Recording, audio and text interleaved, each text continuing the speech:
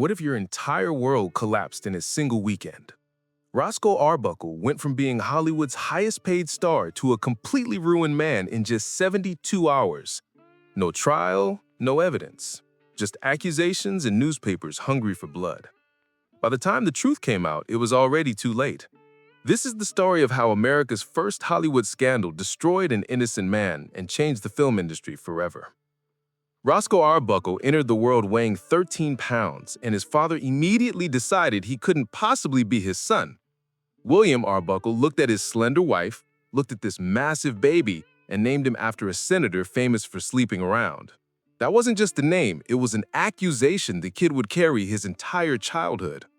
William was a high-functioning alcoholic who beat Roscoe regularly and made it clear he wanted nothing to do with him. When Roscoe's mother passed away and he was just 10 years old, the boy traveled to find his father at a hotel where he worked. His father was gone. His older brother was gone. The hotel staff found this kid standing there with nowhere to go, so they let him sleep in a converted closet and gave him odd jobs in exchange for food. His own father had abandoned him without a second thought, and Roscoe never forgot that betrayal. But that tiny closet would accidentally give him his first taste of stardom. The hotel's musician noticed Roscoe liked to sing and started letting him perform for tips on quiet nights. Eventually, he entered a local amateur talent show with a reputation for being brutal. If the crowd didn't like you, a shepherd's crook would literally pull you off stage while everyone laughed. Roscoe went out there with some loosely organized comedy bib, singing and clowning around, but the audience started booing immediately. He saw the hook coming from the side of the stage. Instead of letting them drag him off in humiliation, he ran at full speed and did a perfect somersault directly into the orchestra pit. The crowd went absolutely wild. Here was this massive kid moving like an acrobat, and suddenly everyone loved him. When he lost his hotel job, he went straight back to that theater and lucked into an opening slot that same night. He was on his way up, but the world would never let him forget his size. By age 8, everyone called him Fatty. By 12, he weighed nearly 200 pounds and stood over 5 feet tall. At his peak, he carried almost 300 pounds, and while audiences loved his physical comedy, Roscoe hated that nickname with everything he had. His father had taunted him mercilessly about his weight, and now even his own fans refused to call him by his real name. Movie studios listed him as Fatty Arbuckle on everything, and it got so bad that he'd respond to people on the street with genuine frustration. "I've got a name, you know?" He learned to hide his discomfort by buying everyone drinks and playing the jolly fat guy everyone expected. But behind the humor, his body was breaking down. In 1916, at just 29 years old, his weight and heavy drinking caused a severe infection in his leg. The pain was unbearable, so doctors made incisions to drain the pus and gave him heroin to manage it. After a week of delirium and agony, his doctor told him they'd have to amputate below the knee or the infection would end him. A second opinion saved his leg, but Roscoe spent weeks in what we now call rehab. He emerged clean from heroin and nearly 100 pounds lighter, walking with 2 canes. But here's the devastating part.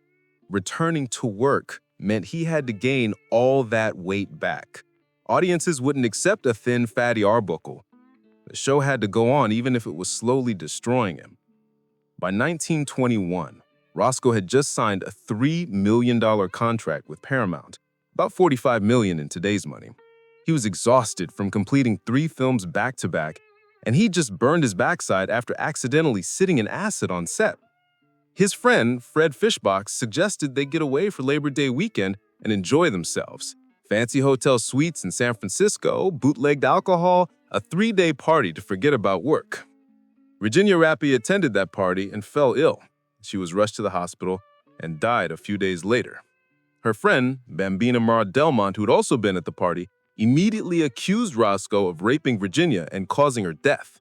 The details were murky from the start, and Delmont had a reputation as a con artist. She'd been involved in almost every crime except murder, and she actually sent telegrams bragging about how she was going to fleece Arbuckle. The prosecution knew her story kept changing, so they never even put her on the witness stand. The actual accuser never testified against him. But none of that mattered. The accusations were already out there, and William Randolph Hearst's newspapers went absolutely savage. Hearst papers didn't care about facts. They painted Hollywood as a cesspool of drugs and hedonism, with Roscoe as the perfect villain. Headlines screamed, Fatty arraigned as slayer, and Fatty, gross sensualist. They described him as a drug addict drunk who preyed on young women. Within days, his films were banned from theaters across the country. Will Hayes, who'd been hired to protect Hollywood's image, banned Roscoe from ever working in movies again. All of this happened before a single piece of evidence was presented in court. Roscoe went from being one of the most beloved and highest-paid actors in America to completely unemployable overnight. His fortune disappeared into legal fees. His reputation was demolished, and he hadn't even been to trial yet. The district attorney charged him with felony murder, despite most evidence, including the autopsy, not even being available yet.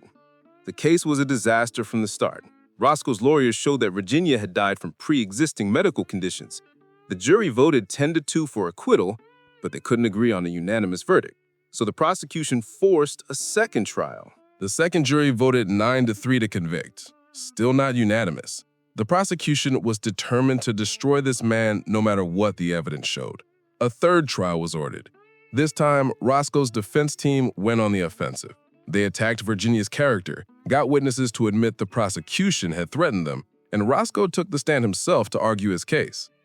The jury deliberated for 5 minutes. Most of that time was spent writing something unprecedented, an apology letter to Roscoe Arbuckle. They didn't just find him not guilty. They told him they were sorry he'd been put through this nightmare. The evidence had shown his innocence from the beginning, but 3 trials and 2 years of public humiliation had already done their damage.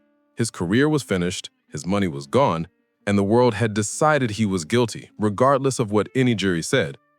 His wife Minta had stood by him publicly during the trials, traveling across the country to sit in court and pose for photos supporting her husband. But privately, their marriage was over. She filed for divorce in 1924, citing desertion. They attempted a reconciliation, but it didn't work. Roscoe didn't contest it, and the divorce was granted. Roscoe tried to rebuild under the name William Goodrich, directing films without anyone knowing it was him. But the fight had been beaten out of him. Actress Louise Brooks worked with him on a film and later described how he just sat in his chair like a dead man. He made no attempt to actually direct. He'd been sweet and kind, but he'd been dead inside ever since the scandal destroyed everything he'd built.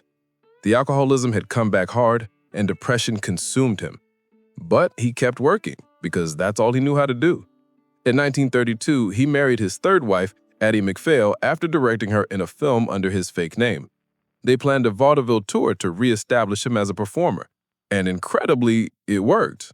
After one performance, Jack Horner himself reached out with an offer. Come act in a short film under your real name. Roscoe made a series of comedy shorts for Warner Brothers, and the public response was positive. People were ready to forgive. They were ready to see Roscoe Arbuckle on screen again. In 1933, Warner Brothers offered Roscoe a full contract for feature films. After 12 years of being blacklisted, broke, and broken, he was finally getting his career back. He signed the contract, thrilled that Hollywood was giving him another chance. He went home with Addie, went to bed, and died of a heart attack in his sleep. He was 46 years old. His comeback lasted exactly 1 day. The cruelty of that timing is almost unbearable. He'd fought for over a decade to clear his name and rebuild his career, and the moment he finally succeeded, his body gave out. The alcoholism, the weight, the stress, it had all taken its toll. The world would never know what his second act with Warner Brothers could have been. Roscoe Arbuckle's story didn't just destroy one man, it changed Hollywood forever. His films were boycotted, and most of the negatives were burned or lost because they were considered worthless if theaters wouldn't show them.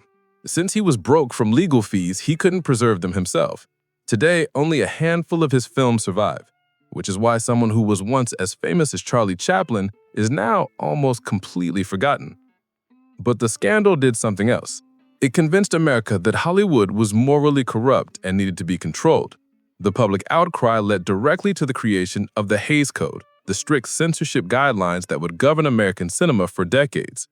The studios implemented it voluntarily to avoid government interference, and it all started because newspapers lied about what happened at a party in San Francisco. Roscoe Arbuckle was innocent. A jury confirmed it. But innocence didn't matter when newspapers needed a villain and Hollywood needed a scapegoat. His legacy should be as one of cinema's great pioneers, an incredibly talented performer who influenced countless comedians who came after him. Instead, he's a cautionary tale about how quickly fame can turn to ruin and how justice doesn't always mean vindication. The saddest part? He almost made it back.